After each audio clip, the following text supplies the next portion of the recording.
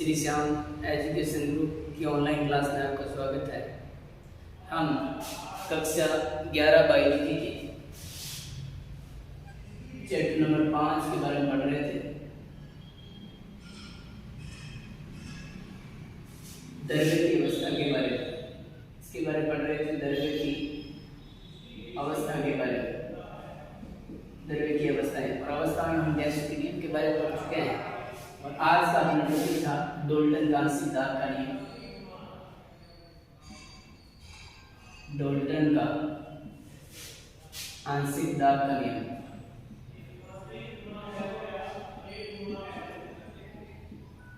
नियम इसके बारे में मैं कल पढ़ चुके थे, लेकिन दोबारा से मैं आप लोगों को बताना चाहता हूँ। डाल्टन का जो आंशिक दाब का नियम है वो नियम डाल्टन क्या कहता है कि जब गैसें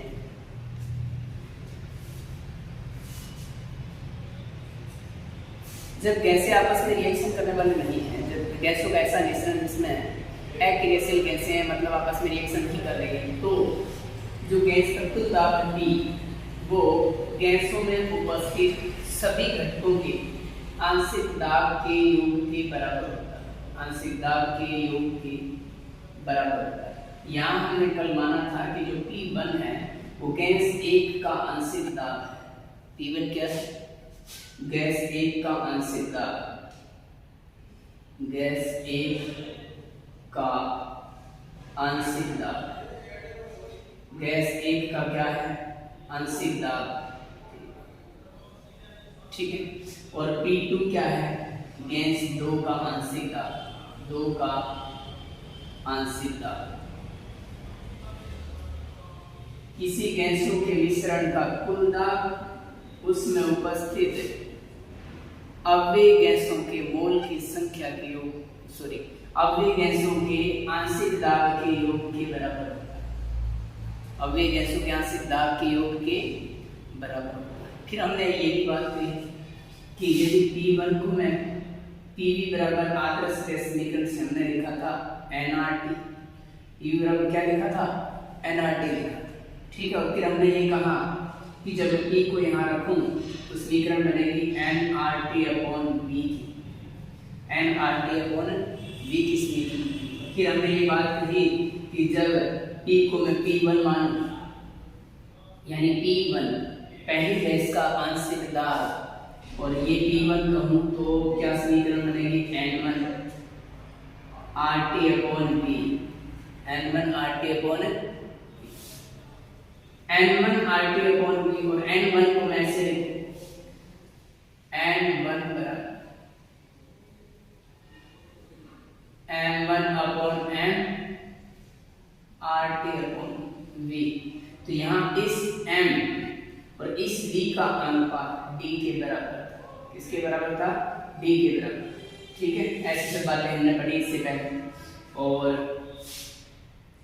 ये N1 के लिए मैं समीकरण कहूँ, यहाँ इस समीकरण से मैंने लिखा था P को, तो हमने ऐसे किया था P बराबर P1 plus P2 plus P3। फिर हमने ऐसे लिखा P1 का मान कर दिया N1RT/V प्लस N2RT/V, फिर प्लस N3, और फिर P बराबर N1 plus N2 plus N3 लिखा, और इधर RT/V क्या आ गया?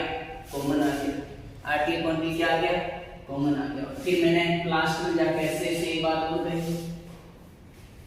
कि P1 और P का अनुपात, P1 और P का अनुपात, P1 का मतलब यहाँ किससे?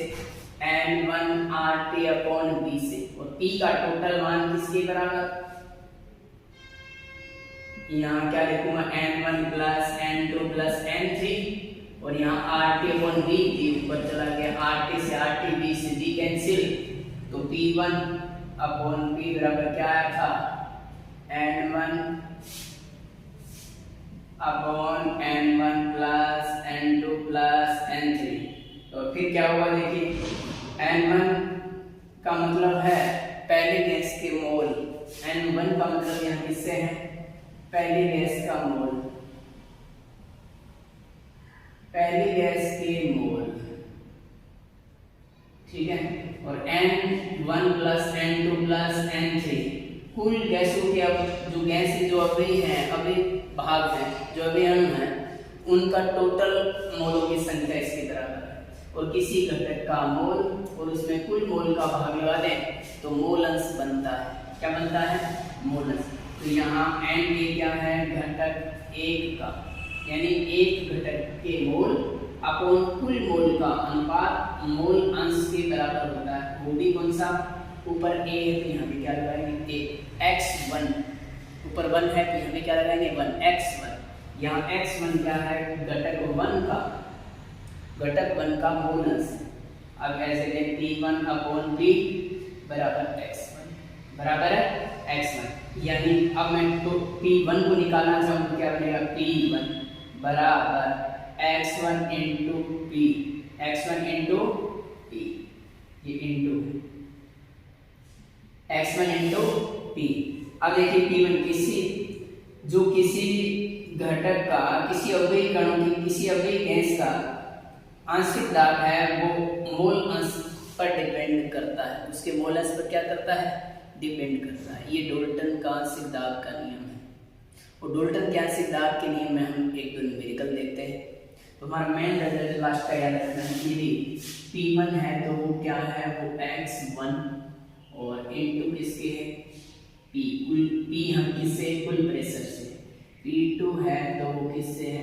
x2P से। P3 यानी तीसरी गैस का आंशिक दाब किसके बराबर है? x3। तीसरी गैस के मोल अंश और उसके कुल दाब के गुणनफल के बराबर, और उसके कुल दाब के गुणनफल। ठीक है। अब न्यूमेरिकल में देखिए किस प्रकार से क्या न्यूमेरिकल है।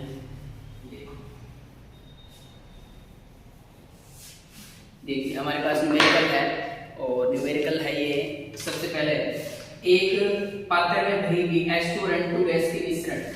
न्यूमेरिकल ध्यान से सुनिए। एक पात्र है और उस पात्र में कौन कौन सी गैस भरी हुई है? H2 और N2। H2 है, N2 गैस भरी हुई है। ठीक है। N2 गैस का मिश्रण भरा हुआ है, का मिश्रण है, का मिश्रण है, मिश्रण का मिश्रण है, मिश्रण का कुल दाब दिया हुआ है 750 बार, 750 बार दिया गया है।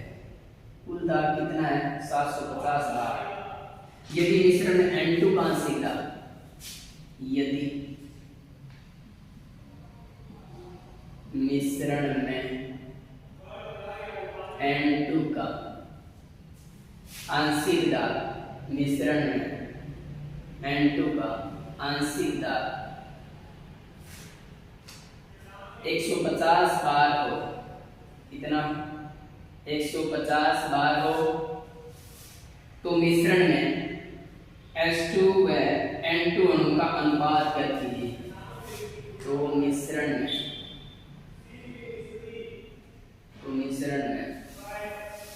H2 व N2 अणु का अनुपात बताइए। तो हमें क्या क्या दिए गए हैं? अगले नियम है कुल प्रेशर दो गैसों का मिश्रण है। कोई पात्र में दो गैसें भरी हुई है, उसका मिश्रण इतना है, और दोनों का प्रेशर दिया गया है कितना? 750 बार दिया गया है। कितना दिया गया है? 750 बार। और फिर उसमें से N2 गैस, मिश्रण में से N2 गैस का आंशिक दाब अलग से दिया गया है 150। N2 का 150 दिया गया है, टोटल दिया हुआ है 750 बार। ठीक है। तो हम किसका निकाल लेंगे? H2 का निकाल लेंगे। किसका निकाल लेंगे? H2 का। अब देखिए कैसे इसमें कैसे हल करते हैं। हमारे पास क्या क्या है? हमने कोई पात्र सवाल के साथ देखा जाए तो पात्र है और वो भी बंद पात्र है, और उसमें क्या क्या गैस है? उसमें N2 है और क्या है? H2 गैस भरी हुई है। ठीक है। टोटल इसका प्रेशर दिया गया है कितना है? 750 mmHg। कितना दिया गया? 750 mm, सॉरी बार दिया गया है। कितना दिया गया है? बार दिया गया है। ठीक है। और फिर अगले ने और कहा है N2 का कितना है आंशिक प्रेशर Pn2 कह सकता हूँ मैं। कितना है Pn2 150 बार है। कितना है 150। ठीक है। और फिर हमने कभी ऐसे कहा था कि P टोटल बराबर क्या था P यहाँ N2 प्लस P H2। और जब N2 का मान दिया गया P टोटल दिया गया है कितना है P टोटल 750। N2 का दिया गया है कितना 150। और इसका कितना होगा फिर इसका ज्ञात करना। इसका ज्ञात करूंगा तो क्या बनेगा 750 में से 150 घटा देंगे कितना बनेगा 600 बार बनेगा। कितना बनेगा 600 बार। ठीक है। और 600 बार बनेगा। और देखिए इधर देखिए क्या हमने कभी ऐसे कहा है कि जो P लिखा था हमने और P में कहूँ S2 के लिए कहूँ या N2 के लिए किसी के लिए कहूँ N2 के लिए कहूँ तो हमने ऐसे लिखा था कभी N2 प्लस सॉरी RT/V ऐसे कहा। ठीक उसी प्रकार P H2 को कहूँ तो यहाँ क्या लिखो NH2 RT/V। ठीक है। और जब दोनों का अनुपात हमसे पूछ रहे हैं तो दोनों के अनुपात में क्या है H2 को ऊपर हमने पूछा था H2 व N2 के अणु का अनुपात कितना होगा। तो H2 वाले को ऊपर रख देंगे। इसको मैंने यही रख दिया मान। और जब मैं इसको यहाँ रखा तो इसके पैर में यदि इसको ले जाऊँ इसको क्या बनेगा इधर ये पूरा पार्ट आ गया N/N2 RT/V ऊपर चला गया P/N2 लिखूंगा। इन दोनों को भाग लगा कर मैंने किया तो क्या बना ये ऐसे बन गया। फिर मैंने क्या RT तो RT कैंसिल हो गए V से V कैंसिल हो गया बचा क्या NH2 N/N2। और P का दोनों के प्रेशर का अनुपात क्या था। प्रेशर का अनुपात अरे देखिए PH2 का 600 है ऊपर हम ले रहे हैं PH2 तो 600 वाला लगा देंगे ऊपर लगा देंगे।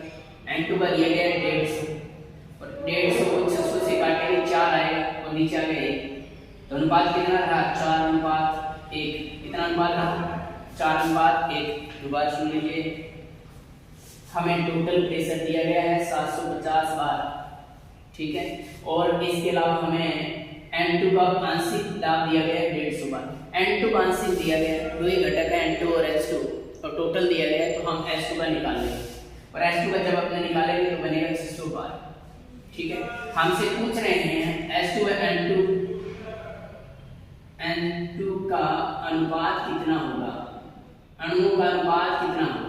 जब अणुओं का अनुपात प्रेशर के अनुपात में ले लेंगे तो क्या बनेगा PH2 N2 और P का मतलब PH2 और PN2। और जब लिखेंगे तो ये ऐसा आएगा कि RT/V अपने आप कट जाएगा NH2/N2। अब P का इन दोनों का मान दिया गया इनका ऊपर 600 है और इसका 150 है तो 4 से कट गया 4 1 आएगा। तो N2 और N2 का अनुपात कितना आएगा 4:1। यहाँ से दाब के अनुसार मिलेगा। ठीक है। अगली बात अगला निवेदन देखिए ऑक्सीजन और नियोन के एक मिश्रण। अगला निवेदन ध्यान से ऑक्सीजन और नियोन के एक मिश्रण है।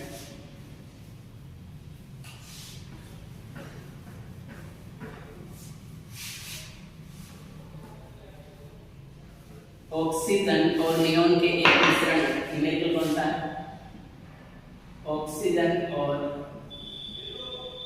नियोन के एक मिश्रण है। नियोन के एक मिश्रण है 167.5 ग्राम नियोन 167.5 ग्राम नियोन और 70.6 ग्राम और 70.6 ग्राम O2 है। 70.6 ग्राम O2 यदि मिश्रण का कुल दाब यानी मिश्रण का कुल दाब दिया गया यदि मिश्रण का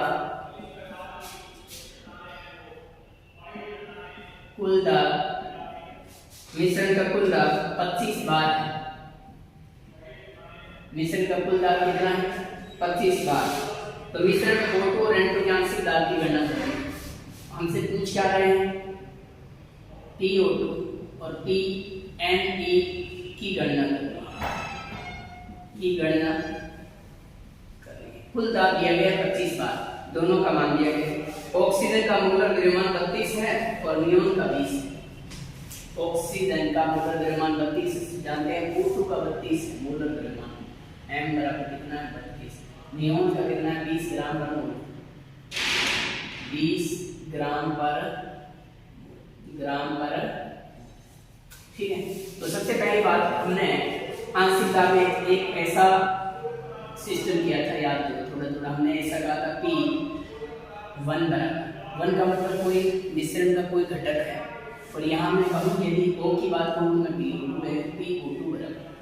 PO2 बराबर क्या था XO2, और XO2 को किससे गुणा कर रहा था मैं टोटल से, P टोटल से गुणा कर रहा था। किससे गुणा कर रहा था P टोटल।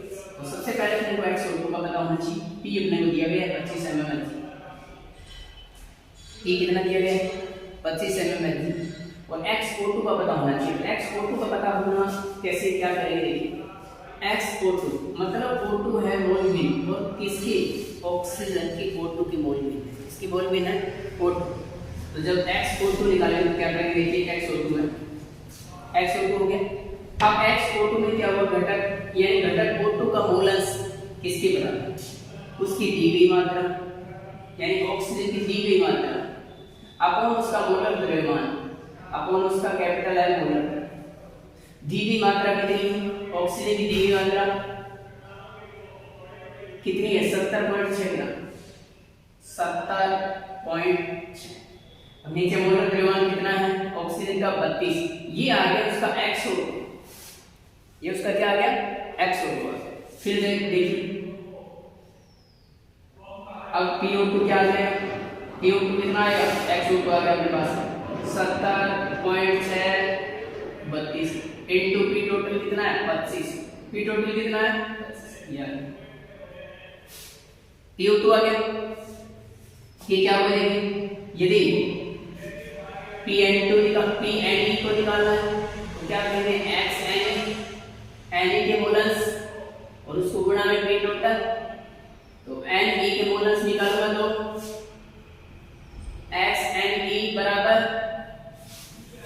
इसकी दी गई मात्रा अपॉन उसका मोलर द्रव्यमान, कितनी मात्रा दी गई है 167.5 अपॉन 20 आ जाएंगे। और उस मोल को किससे मल्टीप्लाई कर देंगे, P से मल्टीप्लाई कर देंगे। P से करेंगे क्या बन जाएगा PNE बराबर 167.5 अपॉन 20 इनटू 25, ये रिजल्ट आ जाएगा PNE का आंशिक दाब। दोबारा सुन लो कैसे करना है। हमें दिया गया है Ne के मिश्रण में Ne की मात्रा दी गई है, नियोन की मात्रा दी गई है, हमें O2 की मात्रा दी गई है, हमें O2 का मोलर द्रव्यमान दिया गया है, हालांकि पता होता है लेकिन दिया गया है 32 ग्राम पर मोल और 20 ग्राम पर मोल नियोन का। कुल प्रेशर अपने को दिया गया है। तो हमने डोल्टन के आंशिक दाब के नियम के अनुसार हमने पढ़ा था कि जो आंशिक दाब होता है किसी भी घटक का, उसकी मोल भी उसके मोलस और कुल प्रेशर के गुणनफल होता है। तो हमने मोलस निकाल लिया, पहले XO2 दी गई मात्रा अपॉन उसका मोलर द्रव्यमान, दी गई मात्रा अपॉन उसका मोलर द्रव्यमान। ये तो क्या है, ये तो मोल है, ये तो मोल है, ये तो क्या है मोल अंश अलग है, मोल अलग है। ये तो NO2 है, N की मोल है, माफ करना दोबारा से थोड़ी सी यहाँ देखिए क्या होगा, ये तो मोल की संख्या आई है, मोल की संख्या कितनी आई है, मोल की संख्या आ गई जैसे NO2 का बताया तो NO2 के मोल की संख्या कितनी आ गई, सॉरी थोड़ी सी मिस्टेक हुई है, मैं दोबारा सुन लो। इतने मोल दी गई मात्रा कितनी है 70.6 और अपॉन उसका मोलर द्रव्यमान कितना है, मोलर द्रव्यमान 32, ये तो आया है मोल, NO2 आया है, कितना आया NO2, ये तो मोल की संख्या है। इसके मोल निकालो, नियोन के मोल निकालो, नियोन की दी गई मात्रा कितनी 167.5 और उसका मोलर द्रव्यमान कितना, ये ये इसके मोल आ गए, ये मोल किसके आ गए, NNE के मोल आ गए। अब ऑक्सीजन के मोल अंश निकालने में क्या करूंगा मैं, XO2 बराबर NO2 upon NO2 plus NNE, तो क्या बनेगा, O2 के मोल निकालूंगा तो NO2 बराबर कितना है 632, और इसके बाद में देखना 70.6 32 प्लस 167.5 अपॉन 20, ये किसके मोल आ गए, XO2 के मोल आ गए। ठीक है, पर ऐसे कैसा किसका निकाल लेंगे, ऐसे कैसे निकालेंगे, X नियॉन की, इस पार्ट को ऊपर रख लेंगे, ऐसे मोल निकालेंगे और फिर मोल निकल जाएगा, तो वो तरीका है P ऑपरेशन PO2 बराबर मोल मोलंस XO2 और P को निकालते हैं। यहां से जो रिजल्ट आएगा XO2 का जो रिजल्ट आएगा, मान लो यहां आया X, तो इस X को यहां रखें, X मल्टीप्लाई P बराबर क्या आ जाएगा, PO2 आ जाएगा। मान लो यहां आया Y, यहां Y आया तो मैं क्या कह दूंगा, PNE बराबर Y इंटू ये ऐसे। ठीक है, ये था डाल्टन का आंसर, डाल्टन दो न्यूमेरिकल डाल्टन के अनुसार था। ठीक है, और आगे है इसका टोटल ऑल ओवर रिजल्ट जो आएगा वो आएगा 5.25, मिलान करना, PO2 आएगा, इसका PO2 आएगा 5.25 बार, ये है PO2 का, और PNE का आएगा 19.75 बार। ठीक है, ये था डाल्टन गैस सिद्धांत का नियम। अगला है गैसों का मिश्रण। गैसों का मिश्रण किसको कहते हैं, मिश्रण। पहले एक बार, जब गैसें आपस में मिश्रित होती हैं, इस दौरान यदि गैसों पर कोई बाह्य कारक प्रभाव नहीं डालता तो गैसों का मिश्रण कहलाता है। गैसों का मिश्रण, गैसों के मिश्रण का नियम, हेडिंग अपना गैसों के मिश्रण का नियम, गैसों के मिश्रण का, गैसों के मिश्रण का नियम। और मिश्रण सबसे पहले क्या है कि जब गैस आपस में मिश्रित होती है बिना कोई बाह्य दबाव के, तो उसको क्या बोलते हैं, मिश्रण बोलते हैं, उसको क्या बोलते हैं, मिश्रण बोलते हैं। और फिर क्या हुआ, देखो इसमें क्या हुआ, ग्राहम नाम के वैज्ञानिक ने गैसों के मिश्रण के बारे में बताया। किसने बताया, ग्राहम का मिश्रण नियम बोलते हैं, ग्राहम का मिश्रण। ठीक है, नियम क्या है, ग्राहम का मिश्रण। मिश्रण का मतलब क्या है, मिश्रण का मतलब है बिना कोई बाह्य कारक के, बिना कोई बाह्य कारक के, बिना कोई बाह्य कारक के गैसों का मिश्रित होना, बिना कोई बाह्य कारक के गैसों का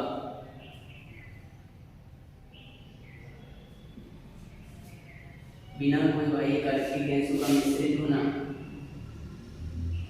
विसरण कहलाता है। क्या कहलाता है, विसरण। ग्राहम नामक वैज्ञानिक विसरण के नियम को दिया। उसने क्या कहा, उसने ये कहा कि जो तापदार की समान परिस्थितियों में विसरित होने वाली गैस की दर उस गैस के घनत्व के वर्गमूल के व्युत्क्रमानुपाती होती है। दोबारा सुन लो, क्या कहा, ग्राहम ने कहा कि जो गैस से विसरित होने वाली गैस की दर उस गैस के घनत्व के वर्गमूल के व्युत्क्रमानुपाती होती है। तापदार की समान परिस्थितियों में विसरित होने वाली गैस की दर गैस के घनत्व के वर्गमूल के व्युत्क्रमानुपाती होती है, विसरण का नियम। उसने ये कह दिया कि जो R है, R को उसने माना विसरण की दर। क्या माना, विसरण की, R को क्या माना, विसरण की दर। और R बराबर क्या हुआ, R का समानुपाती हुआ गैस के घनत्व के वर्गमूल के व्युत्क्रमण।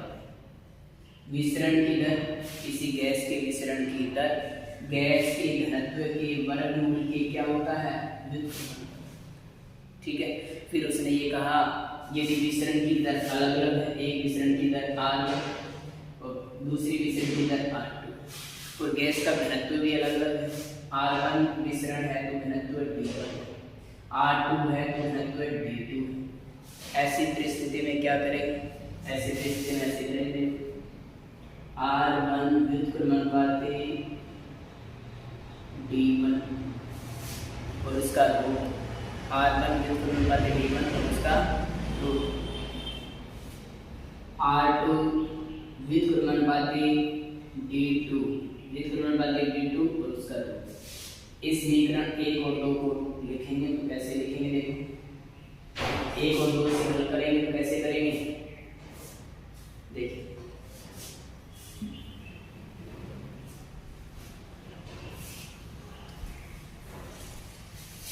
क्या होगा, R1 अपॉन R2 बराबर दोनों का रूट और D का चला जाएगा ऊपर, D2 अपॉन D1। ये विसरण का नियम है, ये विसरण का वर्ग। किसी गैस के विसरण की दर उस गैस के घनत्व के वर्गमूल के व्युत्क्रमानुपाती होती है। माना यदि गैस की विसरण की दर R1 उसका घनत्व D1 है, विसरण की दर R2 घनत्व D2, तो ऐसी परिस्थिति में क्या होगा, R1 विसरण की दर व्युत्क्रमानुपाती होगी D1 के वर्गमूल, R2 व्युत्क्रमानुपाती होगी D2 के वर्गमूल की। जब इन दोनों को मान रखेंगे तो क्या आएगा, D2 अपॉन D1, क्या आएगा, D2 अपॉन D1 आएगा। ठीक है, और फिर क्या हुआ, क्या कहा कि जो मोलर द्रव्यमान है, किसी भी गैस का मोलर द्रव्यमान m और 2 इंटू मास घनत्व के बराबर होता है। किसी भी गैस का मोलर द्रव्यमान क्या होता है, m बराबर 2 इंटू मास घनत्व d के बराबर। और फिर d बराबर क्या आएगा, d बराबर आएगा m अपॉन 2, यानी मोलर द्रव्यमान में 2 का भाग लगा दें तो उसका घनत्व आ जाएगा। D1 है तो यहाँ में क्या कह दूंगा, m1 कह दूंगा, और D2 है तो यहाँ में क्या कह दूंगा, m2 कह दूंगा। ऐसी परिस्थिति में क्या होगा, देखिए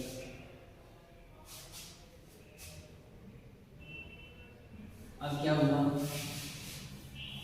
D1 की जगह हमने वो पुट कर दिया, D बराबर क्या है, मोलर द्रव्यमान m बराबर 2 इंटू d, यानी 2 को वास्तविक घनत्व से गुणा कर दे तो मोलर द्रव्यमान आ जाएगा। तो फिर D बराबर क्या है, तो इसके कारण से m/2।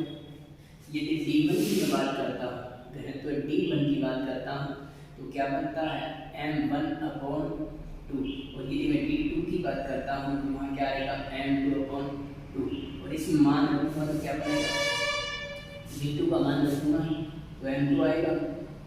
इस सिचुएशन क्या बनेंगे, R1 अपॉन R2 बराबर, अब इसका मान रखूँगा तो क्या बनेगा, देखिए सब कैलकुलेशन काट के क्या बनेगा, चलो रूट लगाए हैं, और D2 की जगह क्या लिखूंगा, m2 अपॉन 2, और D1 की जगह क्या लिखूंगा, m1 और ऊपर 2 ऊपर चला जाएगा, 2 से 2 कैंसिल हो जाएगा, m2 अपॉन m1 बचेगा, क्या बचेगा, m2 अपॉन m1। तो समीकरण में क्या बनेंगे, R1 अपॉन R2 बराबर एक तो आगे D2 अपॉन D1, फिर बराबर m2 अपॉन m1। ये सिचुएशन विसरण के लिए, ठीक है। और फिर क्या हुआ, देखिए विसरण की दर विसरित गैस के आयतन और विसरण होने में लगे समय का अनुपात के बराबर होती है। विसरण की दर जो होती है, यहाँ तक उसके आगे देखिए, जो विसरण की दर है R, वो क्या है, विसरण का आयतन और विसरण में लगे समय के अनुपात के बराबर होता है। R बराबर होता है V इंटू टी। R बराबर क्या होता है, V into T, sorry V divide by T. R बराबर होता है, यानी विसरण के दौरान आयतन और विसरण में लगे समय का अनुपात क्या कहलाता है, विसरण की दर कहलाता है। तो V T के व्युत्क्रमानुपाती होता है। आर जो होता है टी की क्या होता है, व्युत्क्रमानुपाती होता है। ठीक है, जब टी के व्युत्क्रमानुपाती तो क्या मैं इसको ऐसे कह सकता हूँ R1 व्युत्क्रमानुपाती T1, R2 व्युत्क्रमानुपाती T2। ऐसी परिस्थिति में ही होगा R1, तो इसको मैं ऐसे भी लिख सकता हूँ T2 upon T1, T2 upon ये 3 बातें 4 बातें आती है। ठीक है, R1 upon R2, D2 upon D1, M2 upon M1, T2 upon T1, ये ग्राम के विसरण का नियम है। ठीक है, एक बार फिर से ग्राम के विसरण के नियम को